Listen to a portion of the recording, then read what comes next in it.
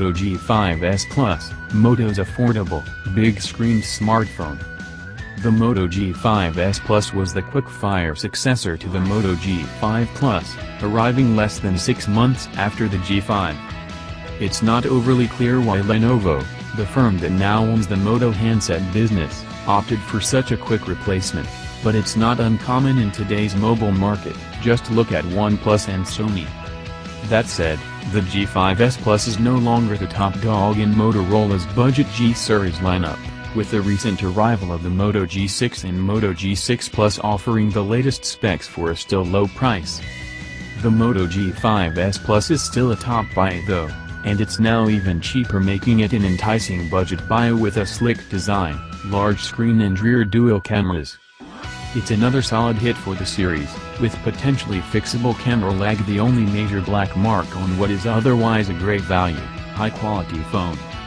The Moto G5S Plus price at launch was £259, $279.99, around $350 AUD, but since its arrival in the middle of 2017 the price has dropped to around £230/$230 SIM-free. The Moto G series has become a smartphone institution to rival Samsung's S series.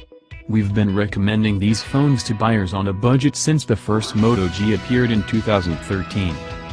These phones used to be made by Motorola, now Lenovo. And while a few design priorities have changed in the handover, the core philosophy remains: these are handsets made for people who don't want to spend an obscene amount on a phone. The Plus models, including the Moto G5S Plus, are for people out for a little more, a larger screen, perhaps more memory and a bit more power. Not much time has passed since its predecessor the G5 Plus arrived, making us wonder, what's different? At first glance, you'd assume the biggest change is the new dual rear camera setup. But it's not. Two other elements are more important.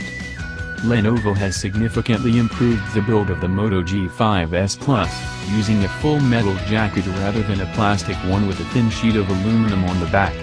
This is a top-grade build, not a penny-saving pooch.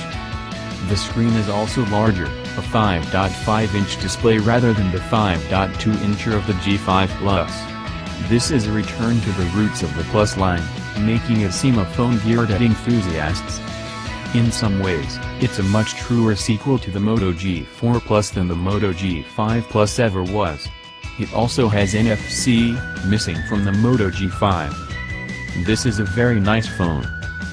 There's not a great deal of progress in terms of camera quality, processor power or display technology.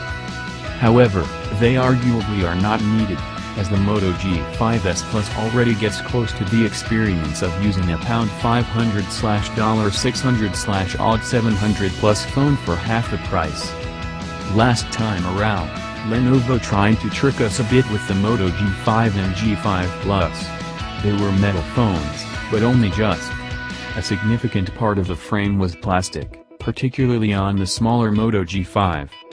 Lenovo has fixed this in the Moto G5S Plus. Every part of the shell apart from the antenna lined on the back and the glass covering the display and camera is aluminum.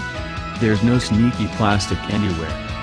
The build is a full league above that of the previous phones, and this is comfortably the best looking Moto G phone to date, much as we have a serious soft spot for the original all-black Moto G.